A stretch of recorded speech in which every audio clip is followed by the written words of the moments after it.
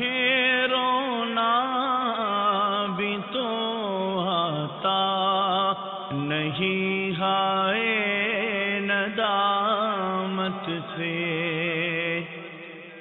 الحمدللہ رب العالمین والصلاة والسلام علی سید المرسلین، اما بعد فاعوذ باللہ من الشیطان الرجیم، بسم اللہ الرحمن الرحیم، الصلاة والسلام علیک یا رسول اللہ وعلی آلک واصحابک یا حبیب اللہ، الصلاة والسلام علیک یا نبی اللہ وعلی آلک واصحابک یا نور اللہ۔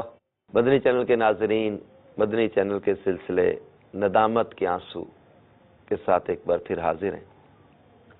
درود پاک کی فضیلت میں میرے آقا مدینے والے مصطفیٰ صلی اللہ تعالی علیہ وآلہ وسلم کا فرمان عالی شان ہے کہ جس نے مجھ پر 10 مرتبہ صبح اور 10 مرتبہ شام درود پاک پڑھا، اسے قیامت کے دن میری شفاعت ملے گی۔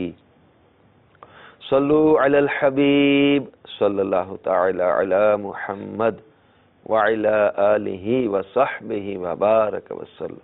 میٹھے میٹھے اسلامی بھائیوں اور مدنی چینل کے ناظرین، سرکار نامدار مدینے کے تاجدار صلی اللہ تعالی علیہ وآلہ وسلم کا فرمان روح پرور ہے، اللہ عز و جل کسی بندے کے گناہ پر نادم یعنی شرمندہ ہونے کو ملاحظہ فرما کر اس کے توبہ کرنے سے پہلے ہی اسے معاف فرما دیتا ہے۔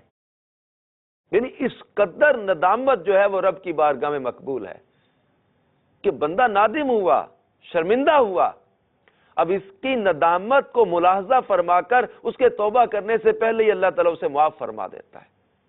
الندم توبہ، ندامت توبہ ہے، شرمندگی توبہ ہے، اور جس کی آنکھ سے ندامت کے ساتھ آنسو کا قطرہ بہہ نکلے اس پر تو دوزخ کی آگ حرام کر دی جاتی ہے۔ ندامت گناہوں پر ایک کاش نصیب ہو جائے، اور یہ ضمیر زندہ ہونا، انسان تھوڑا غور و فکر کرے، اپنے رب عز و جل کی نعمتوں پر غور کرے، اس کی عطاؤں پر غور کرے، اس کی کرم نوازیوں پر غور کرے، اور پھر اپنے حال پر غور کرے۔ مثلا جیسے نگران شورا ایک بیان میں توجہ دلا رہے تھے کہ بندہ غور تو کرے کہ ان آنکھوں سے رب کی نافرمانی کی، لیکن اس رب نے یہ آنکھیں سلامت رکھی، اس کی رحمت نہیں تو کیا ہے؟ ہم نے ان ہاتھوں سے اللہ تعالیٰ کی نافرمانیاں کی، لیکن اس رب نے ہمارے ہاتھ سلامت رکھے، توڑ نہیں دیے، یہ اس کی رحمت نہیں تو کیا ہے؟ گناہ کرنے کے باوجود اگر کسی کی زبان سلامت ہے تو یہ اس رب کی رحمت ہے۔ گناہ کرنے کے باوجود اس کے پاؤں سلامت ہے، جن پیروں سے چل چل کر یہ بدکاریاں، گناہ، حرام کاریاں کرنے گیا، اس کے باوجود اس کے پیر سلامت ہیں، ٹانگیں سلامت ہیں، اس رب کی رحمت نہیں تو کیا ہے؟ ہمارا جسم، ہمارے اعضاء گناہ کرنے کے باوجود توڑ نہیں دیے گئے، اللہ تبارک و تعالیٰ نے اس پر پکڑ نہیں فرمائی، اس کی رحمت نہیں تو کیا ہے؟ اس نے موقع دیا، اس نے ہمیں توبہ کا موقع دیا، اس نے ہمیں سدھرنے کا موقع دیا، اس نے ہمیں توبہ کرنے کا موقع دیا، اس نے ہمیں اپنی بارگاہ میں جھکنے کا موقع دیا۔ یہ میرے مدنی چینل کے ناظرین، شعبان المعظم کی بابرکت راتیں، یہ مانگنے کی راتیں، یہ توبہ کرنے کی راتیں۔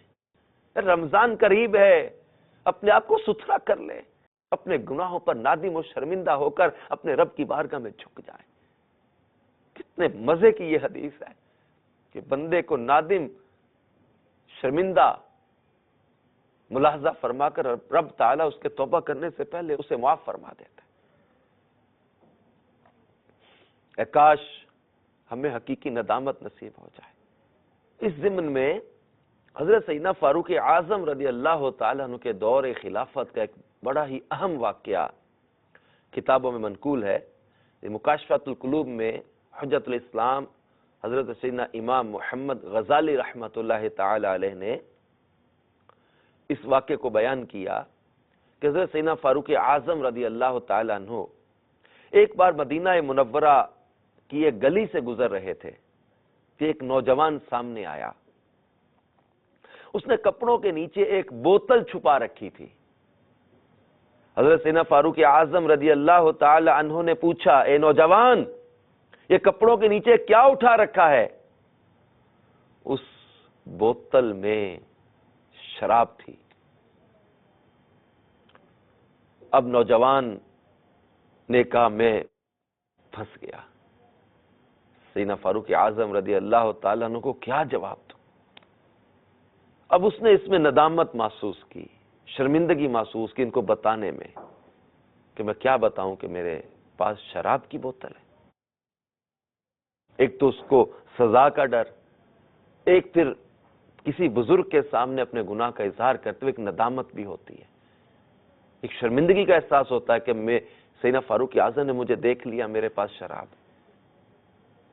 اب اس نے شراب بتانے میں شرمندگی محسوس کی اور اس نے دل میں دعا کی، یا اللہ عز و جل مجھے حضرت عمر فاروق رضی اللہ تعالی عنہ کے سامنے شرمندہ اور رسوا نہ فرمانا، ان کے ہاں میری پردہ پوشی فرمانا، میں کبھی شراب نہیں پیوں گا۔ یہ ندامت کے ساتھ دل میں اپنے رب کی بارگاہ میں عرض کر رہا ہے، یہ ندامت ہے، شرمندگی ہے کہ مولا اب میں کبھی شراب نہیں پیوں گا، مگر مجھے سیدنا فاروق اعظم رضی اللہ تعالیٰ عنہ کے سامنے رسوا نہ فرمانا، ان کے سامنے شرمندہ نہ کرنا، میری پردہ پوشی فرما، میرے مولا میرے عیبوں کو چھپا۔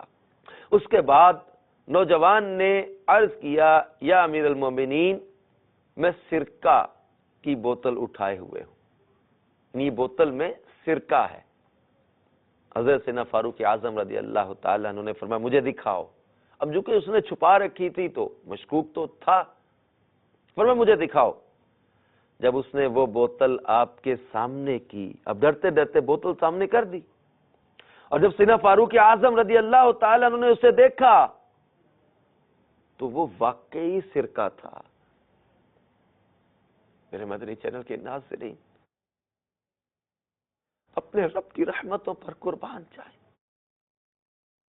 کہ ایک بندہ دل میں اپنے رب کی بارگاہ میں رجوع کرتا ہے، میرے مولا مجھے اب رسوا نہ کر، اب میں آج کے بعد یہ گناہ نہیں کروں گا۔ اللہ تبارک و تعالی اس قدر اس کی اس ندامت کو قبول کر لیتا ہے کہ وہ شراب کی بوتل اس کو سرکہ بنا دیا۔ اس رب عز و جل کی رحمتوں پر قربان جائیں، اور رب عز و جل جس کی بارگاہ میں سچے دل سے توبہ کرنے والے رد نہیں کیے جاتے، جس کی بارگاہ میں ندامت کے آنسو ضائع نہیں جاتے، آئیے مدنی چینل کے ناظرین اسی رب عز و جل کی بارگاہ میں ہم بھی اپنے گناہوں سے سچی توبہ کریں۔ وہ رب عز و جل جس نے ہمارے عیبوں کو چھپا رکھا ہے، ہماری اس میں کچھ چالاکی، کوئی قابلیت، کوئی ذہانت، اس کا کوئی بندہ اگر سمجھتا نا کہ یہ اس وجہ سے ہے، اس کی بیوقوفی ہے، نادانی ہے۔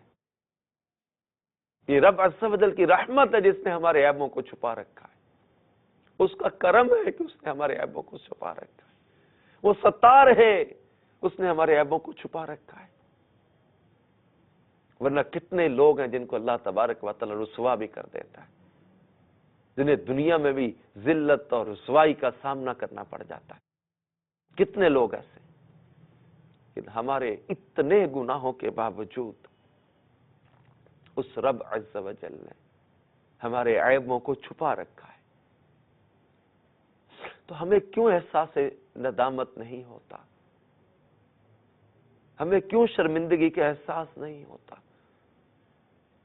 کہ میں اتنی نافرمانیاں کرنے کے باوجود صحیح و سالم بدن اور جسم کے ساتھ ہنس کھیل رہا ہوں؟ اگر میرا رب ناراض ہو گیا تو میرا کیا بنے گا؟ اور اس رحیم و کریم پروردگار سے محبت کیوں نہ کی جائے کہ جو اتنے عیبوں کے باوجود بھی ہماری پردہ پوشی فرما رہا ہے، ہمارے عیبوں کو چھپا رکھا ہے، ہماری برائیوں کو چھپا رکھا ہے۔ اس کی بارگاہ میں رجوع کر لیں۔ دنیا میں بھی اگر کوئی کسی پر احسان کرتا ہے نا تو اس کے احسان بندہ یاد رکھتا ہے کہ ہمارے رب کے تو اتنے احسانات ہیں ہم پر، اتنی کرم نوازیاں، اتنی کرم نوازیاں۔ رواں رواں ہمارا اس کی نعمتوں کو استعمال کر رہا ہے، رواں رواں اس کے احسانات تلے ہے، لیکن اس کے باوجود اگر ہم غور کریں تو رواں رواں ہمارا عیبوں میں بھی ڈوبا ہوا ہے، گناہوں میں ہم نے ڈبو رکھا ہے۔ حقیقی توبہ کر لیں، اللہ تعالیٰ میں حقیقی ندامت عطا فرما دے۔ دعوت اسلامی کے مدنی ماحول کی برکت سے کتنے ہی بے عمل، فاسق، فاجر، شرابی الحمدللہ سچی توبہ کر کے مدنی ماحول سے وابستہ ہو گئے، دعوت اسلامی کے مدنی قافلوں میں سفر کر کے، ہفتہ وار اجتماع میں شرکت کر کے، کیونکہ یہاں جب اجتماعی دعا ہوتی ہے، رکت کئی عاشقان رسول پر طاری ہوتی ہے، تو ان کے آنسوؤں کی برکت سے پورے اجتماع پر بعض اوقات ایک روحانی کیفیت طاری ہوتی ہے، اور کتنوں کے دل کی کیفیتیں بدلتی ہیں، اور ان کو بھی اپنے گناہوں پر ندامت کا احساس ہوتا ہے، اور وہ بھی سچی توبہ کرنے میں کامیاب ہو جاتے ہیں۔